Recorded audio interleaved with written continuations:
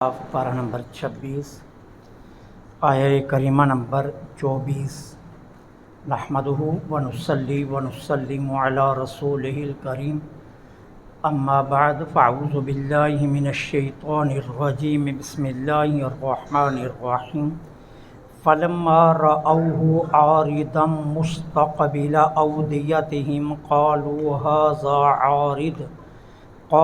هذا عارض ممطرنا بل هو ما استعجلتم به ريح فيها عذاب أليم صدق اللہ العظیم۔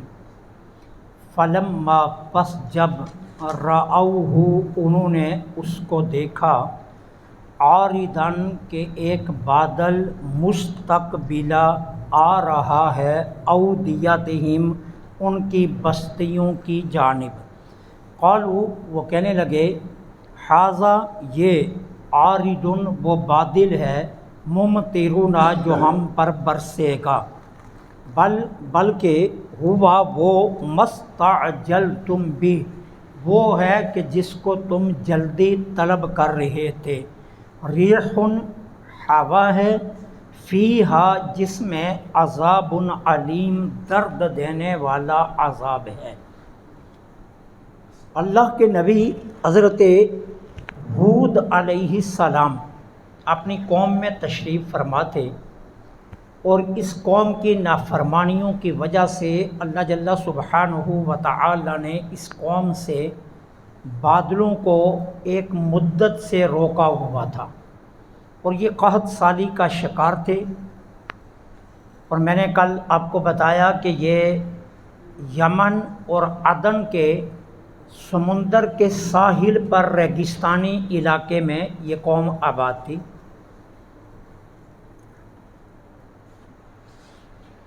اب اچانک آسمان پر انہوں نے ایک کالے بادل دیکھے جو آسمان کے کناروں سے اٹھے اور ان کی بستیوں کی طرف آ رہے۔ بادلوں کو آتا دیکھ کر بے حد خوش ہوئے کہ کئی سالوں سے بارش نہیں ہوئی، تو اب یہ بارش ہوگی۔ بادلوں کو دیکھتے ہی کہنے لگے کہ یہ تو بادلوں کا تیور بتا رہا ہے کہ یہ ضرور برسیں گے۔ اللہ کے نبی حضرت ہود علیہ السلام نے فرمایا یہ بادل نہیں ہے، یہ وہ عذاب ہے جس کا تم مطالبہ کر رہے تھے۔ قوم کو پھر بھی یقین نہیں آیا کہ یہ واقعی ہی عذاب ہو سکتا ہے۔ اتنے سیاہ کالے بادل جو آسمان کے کناروں سے اٹھے ہیں اور تیزی کے ساتھ ہماری بستیوں کی طرف آ رہے ہیں، یہ واقعی ہی عذاب ہو سکتا ہے۔ قوم اس بات پر مطمئن رہی کہ یہ بادل ہیں جو ہماری بستیوں پر برسنے کے لیے آ رہے ہیں۔ اللہ کے نبی نے ارشاد فرمایا یہ بادل نہیں ہے، یہ اللہ کا وہ عذاب ہے جس کا تم مطالبہ کر رہے تھے۔ انہیں پھر بھی یقین نہ ہوا۔ جب یہ بادل بالکل بستیوں کے قریب آ گئے، اللہ کے نبی ہود علیہ السلام ان کے درمیان سے اٹھے اور چل پڑے۔ اب انہیں یقین ہو گیا کہ یہ بادل نہیں، یہ تو عذاب ہے۔ جب اللہ کے نبی ہم سے اٹھ گئے تو اس کا مطلب یہ ہے کہ یہ عذاب ہے، ہود اسی لیے گئے ہیں۔ اب کیا ہوا، ان کی بستیوں کو ان بادلوں نے گھیر لیا۔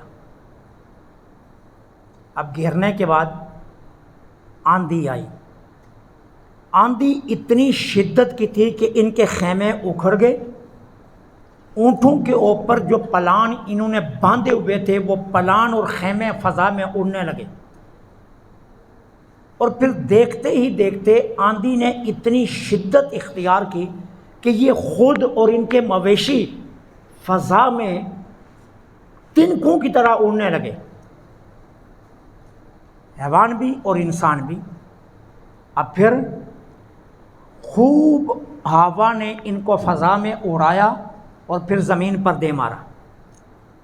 اب جب یہ زمین پر گرے تو یہ ریگستان تھا، یہ ریتلا علاقہ تھا، انہیں کوئی چوٹ نہیں لگی۔ یہ جوں ہی گرے اٹھے، بھاگے اور اپنے گھروں میں داخل ہو گئے اور اپنے دروازے بند کر دیے۔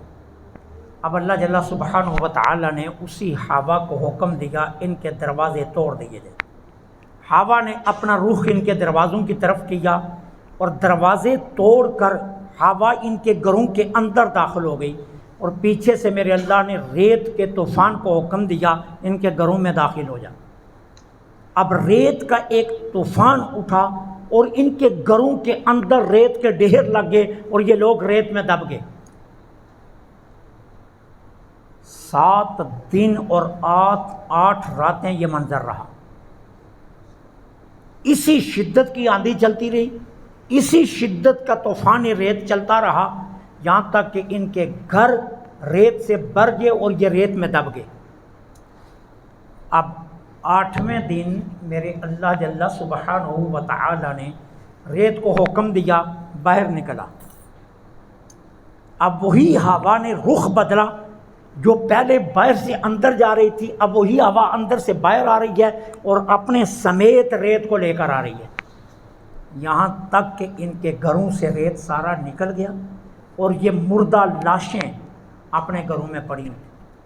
پھر اللہ تعالیٰ نے ہوا کو حکم دیا، ہوا پھر ان کے گھروں میں داخل ہوئی اور ان کے گھروں کے اندر سے ان کو اٹھایا، اور چونکہ یہ ساحل سمندر پر رہتے تھے ان کی لاشوں کو سمندر میں پھینک دیا گیا۔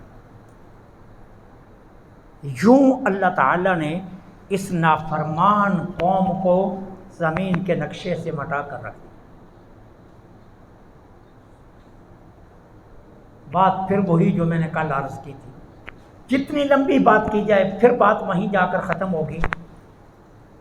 ان سارے قصص کا مقصد ایک ہے، محبوب کے امتیو تم باز رہنا، تم کوئی ایسا کام نہ کرنا کہ تم کسی عذاب کے اپنے آپ کو مستحق نہ ٹھہرانا۔ انبیاء کے مقابلے میں اپنے نبی کے مقابلے میں مت آنا، یہی درس ان آیات میں دیا جاتا ہے۔ اب آپ تصور کیجئے کہ وہ کیا منظرنامہ ہوگا، کتنی شدت کا وہ عذاب ہوگا جس میں میرے اللہ نے کتنی شدت لائی ہوگی کہ آندھی انہیں اور ان کے مویشیوں کو اڑا رہی تھی، اور پھر زمین پر دے مارا، اور پھر یہ گھروں میں داخل ہوئے تو ان کے دروازے توڑ کر آندھی اندر داخل ہو گئی اور پھر ان کے گھروں کو ریت سے بھر دیا، پھر ان کے گھروں کو ریت سے خالی کیا، اور اسی آندھی نے ان کے لاشوں کو اٹھایا اور سمندر میں پھینک دیا اور نام و نشان مٹا دیا۔ اب اللہ تعالیٰ عز و جل فرما رہے ہیں فَلَمَّا رَأَوْهُ، جب انہوں نے اس بادل کو دیکھا، عارض کہتے ہیں بادل کو، اس بادل کو دیکھا، مستقبل جو آ رہا تھا، اودیا یہ جمع ہے وادی کی، ان کی وادیوں کی طرف جو آ رہا تھا، قالو کہنے لگے ہاذا یہ عارض بادل ہے، ممطرنا جو آج یقیناً ہم پر برسے گا۔ کیوں؟ کئی سالوں سے قحط کا یہ شکار تھے، اللہ جل سبحانہ و تعالیٰ نے ان کی کفر کی نحوست، تکبر اور غرور کی وجہ سے اللہ نے ان سے بادل کو روک کر رکھا ہوا تھا۔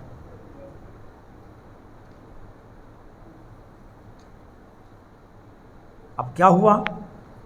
اللہ کے نبی نے فرمایا بل ہوا مستعجلتم بھی، یہ تمہارے لیے کوئی یہ بادل رحمت نہیں ہے کہ جن کو تم سمجھو کہ یہ برسیں گے، بلکہ یہ تو وہ عذاب ہے جس کا تم مطالبہ کر رہے تھے۔ کیوں کہ اللہ کے نبی حضرت ہود علیہ السلام اپنی قوم کو جب شرک سے، بت پرستی سے، گناہوں سے، برائیوں سے روکتے تھے اور ساتھ ڈراتے تھے تو آگے سے کہتے لے آؤ جس عذاب سے ڈراتے ہو، اور من و عن یہی جواب مکہ والے بھی ہمارے آقا کریم کو دیتے تھے۔ حضور علیہ الصلوۃ والسلام جب اہل مکہ کو ڈراتے تو مکہ والے بھی یہی بولی بولتے تھے، لے آئیے جس عذاب سے آپ ہمیں ڈراتے ہیں، لے آئیے جس عذاب سے آپ ہمیں ڈراتے ہیں۔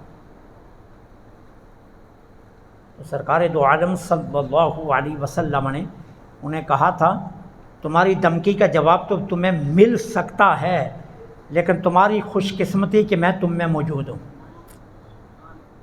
میری وجہ سے اللہ عذاب نہیں بھیج رہا۔ اگر میں تمہارے درمیان موجود نہ ہوتا تو جس عذاب کا تم مطالبہ کر رہے ہو اس عذاب کے آنے میں دیر نہیں لگنی تھی، لیکن تمہاری خوش قسمتی یہ ہے کہ میں تم میں موجود ہوں، اور میرا رب مجھ سے وعدہ کر چکا ہے کہ محبوب آپ کی امت پر آپ کے ہوتے ہوئے اجتماعی عذاب کبھی نہیں آئے۔ انفرادی جزوی تو آ سکتا ہے لیکن اجتماعی عذاب کبھی نہیں آئے گا کہ جس میں آپ کی ساری امت کائنات کے صفحے سے مٹا دی جائے، ایسا آپ کی امت سے ہرگز نہیں کیا جائے گا۔ تو کہا بل ہوا مستعجلتم بہ، یہ وہ عذاب ہے جس کی تم جلدی مطالبہ کر رہے تھے۔ ریحن، اللہ فرماتا ہے پھر ہم نے آندھی چلائی، اور آندھی کیا تھی؟ عذاب علیم، اس میں درد دینے والا عذاب تھا، اور وہ درد کتنا تھا کہ پوری کائنات کے صفحے سے انہیں مٹا کر رکھ دیا۔ اللہ تعالی عز و جل ہمیں ایسے تمام اعمال سے محفوظ رکھے جو اللہ کے عذاب کا سبب بنتے ہیں۔ وما علینا الا البلاغ۔ الصلاۃ